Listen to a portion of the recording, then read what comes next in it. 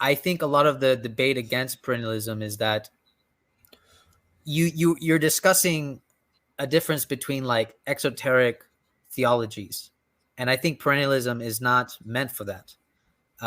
Because fundamentally, it's like, yes, I'd have to admit that Christianity is different from Buddhism. Christianity is different from Islam. The idea of salvation is completely different. Um, so on those levels, I feel like we can't. There's no reconciliation at that point. But Mhm. actually, Shuan said something very kind of provocative to me when he said that actually it's because of this it's the fact that we can't reconcile the external properties of every religion that proves the superiority of the inside, the Mm. underlying um, aspect of all of them. But again, the problem is that I'm not a saint. I'm not a mystic, so I cannot even Right. begin to be like, yeah, this is totally true, Trey. We should all just accept it. In fact, actually, my notions of perennialism right now is that I think it's true, but I actually think that people should reject it because it is true. It's that kind of like paradox where it is best to accept that it's not true and separate it from that, because there's lots of problems, in my opinion, if someone blindly accepts this universalism. And that's what I don't want to happen. I don't want somebody to Mhm. just accept a blind universalism and just start going around going, well, hey, doesn't matter, man. All religions are the same, which it's missing the point. For sure. Yeah, I haven't read as much perennialism as I should. I've only read, like, back in the day. I read Julius Julius Evola, so that's all I've really read. But um, it makes me think about how, like, this idea that there's an overarching unity beyond the external, um, I guess, contingencies, we could call them. For one, that's sort of a Gnostic idea, that deep within you, for example, within the interior of yourself, there's the truth. And then all these external forms are ultimately, we're only just trying to get back to what's inside, like the deep spark of the divine, or whatever, the truth within you.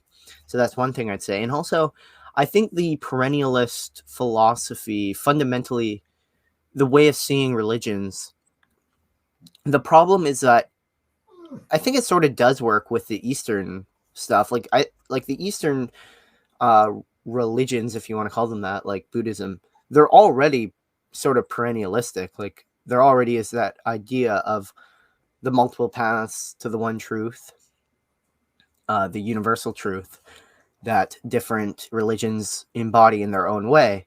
But for us, I would say this already presupposes that Christianity isn't true, for the reason that we consider truth to be a person. Truth isn't just some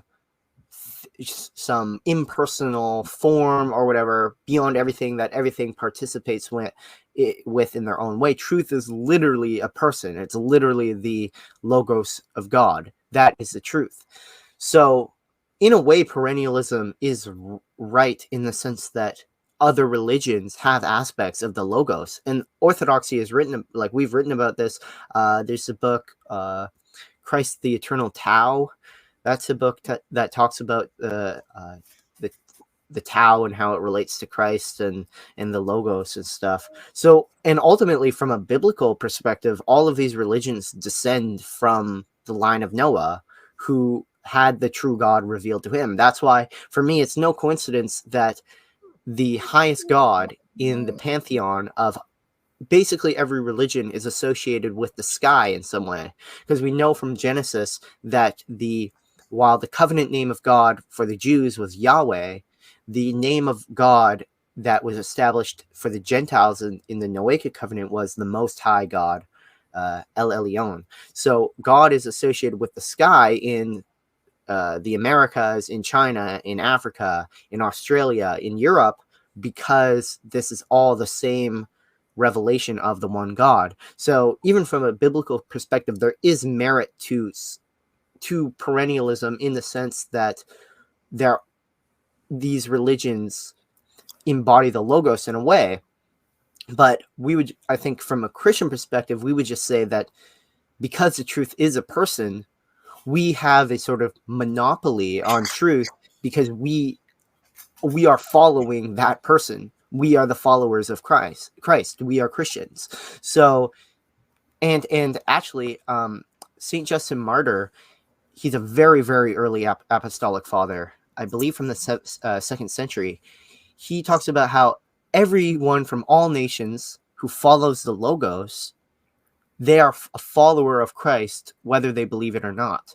And he explicitly mentions Heraclitus and Socrates as two men before Christ who didn't know Christ, who were following the Logos in their own way. So there is a universal dimension to the Logos, but this universality is fully revealed in the one person of Christ because he is the incarnate Word.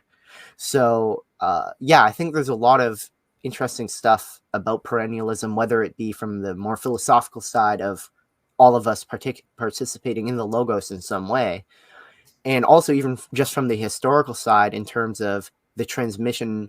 Like, I know I'm personally, I believe the Genesis narrative in the sense that I do believe there was an actual man named Noah who is the father of all nations. So even from a historical side, there's a lot of interesting stuff there as well.